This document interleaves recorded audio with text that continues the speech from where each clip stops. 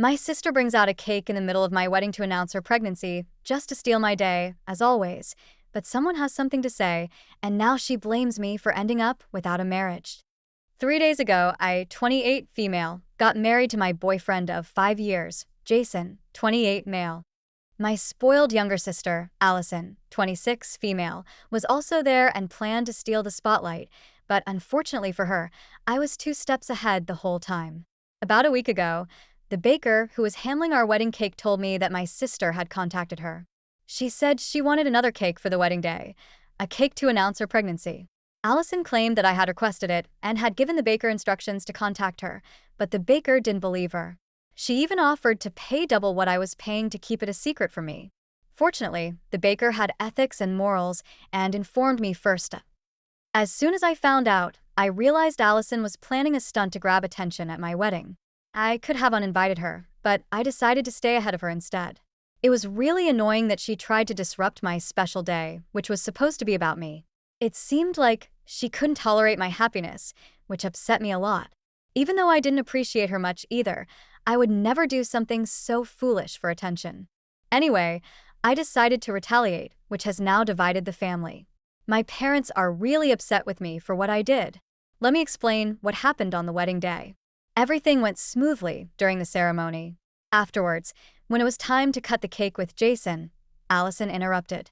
She said she had an announcement and brought out another cake from our baker. Everyone was surprised, except Jason and me, because I had already told him this would happen and we had planned for it. Allison's cake was a pregnancy announcement with a message that read, "Congratulations on the new baby," written in icing. People started congratulating her and her husband, and my parents were the worst. They started crying and completely forgot about me.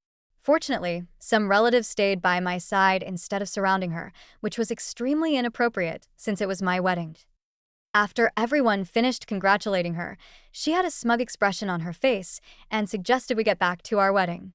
That's when I decided to call the one person who could ruin it for her. Honestly, I didn't even care that this was happening at my wedding. It made things more memorable, especially for my sister. After she suggested we continue, I smiled and told her I was really happy for her, which surprised her. Then I pretended to be confused and asked her to wait because someone special was missing, making the celebration incomplete without that person. That was the cue for my special guest to enter the room as planned. Everyone had been waiting to know who this person was. It turned out to be Allison's ex-boyfriend, who she dated right before her husband, Eric, 28 male. Eric and she used to work together when they started dating. Before Eric, Allison had been with Jared, 26 male, her college ex-boyfriend. They had been living together, but their relationship had problems because Jared was ready to get married, while Allison wasn't. From what I know, there was definitely some overlap. My mom told me Allison started dating Eric 3 years ago, and they've been married for a year, but mutual friends of Jared told me he and Allison didn't break up until almost 2.5 years ago, last year at her wedding. I calculated the timelines and concluded that there must have been an overlap. Allison was cheating on Jared and Eric for at least 6 months. Even Jared knew, but he didn't say anything. I didn't speak about it either because I didn't think it was worth it. No one realized Allison had been cheating on Eric at the beginning of their relationship. However, I didn't think there was a need to hide it anymore, since she was doing everything to create drama and seek attention, even on my wedding day. That's why, after the baker contacted me about Allison's plan, I let her go ahead with her plan and decided to contact Jared behind her back because I thought it was time Eric knew the truth. There were also some other reasons why I decided to go through with this, which I didn't even know until I talked to Jared last week. I hesitated to involve him in this because it was just drama between Allison and me. He really didn't need to get involved. But as soon as I told him Allison was pregnant and planning to announce it at my wedding, he seemed really shocked. Apparently, she had been in contact with him all these years. It wasn't like she expressed her love or anything, but every few weeks, she would ask how he was and what he was doing. Correct me if I'm wrong, but if you've broken up with your ex and are married to someone else, there's no need to stay in contact with your ex, especially when you haven't even broken up with that guy until you were sure of the other one. So she seemed to be doing pretty well, and Jared thought she was deceiving him. He also noticed that she hadn't contacted him in the last few weeks, probably because of the pregnancy. He felt betrayed by her. She made him feel like she still cared, even though she was married to someone else and had given him false hope. So when I told him my plan, it took some convincing, but he finally agreed to come. When he walked into the room on my wedding day, Allison's smile completely faded. Everyone else who knew Jared also stopped smiling, and everything became very tense and awkward. Jared didn't wait long and didn't beat around the bush. He walked straight up to Allison, congratulated her on the pregnancy, and then told Eric how sweet it was of him to let her stay in touch with him, even though they had broken up a long time ago and she had been cheating on both of them. Obviously, Eric had no idea about any of this, so he was very shocked.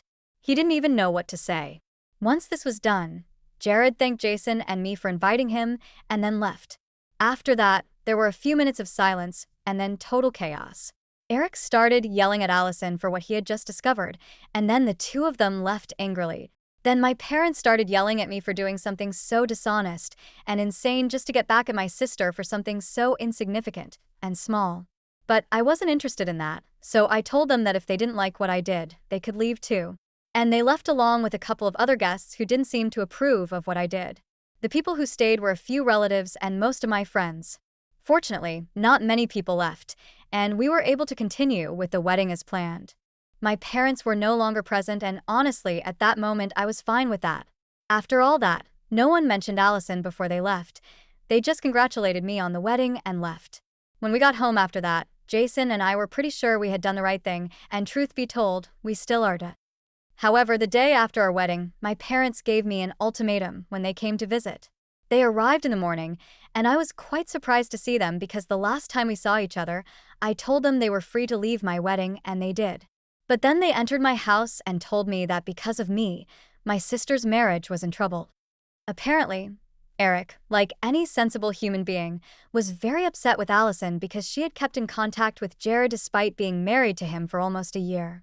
He was also very upset about the overlap because that meant that technically, Allison had cheated on him, and all I did was expose her. I don't think I did anything wrong. If anyone had ruined her marriage, it was Allison herself. I didn't understand why my parents blamed me for that, and I started arguing with them because it seemed very unfair to me. But they told me they weren't here to argue with me. They were just here to tell me that if I didn't apologize to Allison and Eric and tell them that everything Jared had said was something I had suggested as a joke, then they would never speak to me again. It seemed like a really stupid idea to me because even if I said it was all a joke, I don't think Eric is dumb, and I'm pretty sure he would realize that we were trying to cover up what had happened. Most importantly, I really didn't want to do any of that. This wasn't a joke gone wrong. This was the truth, and I think it was important for it to come out eventually. I told my parents I wouldn't apologize for anything, and if they didn't like that, they could take a walk. And they left, along with a couple of other guests who didn't seem to approve of what I did. The people who stayed were a few relatives and most of my friends. Fortunately, not many people left, and we were able to continue with the wedding as planned.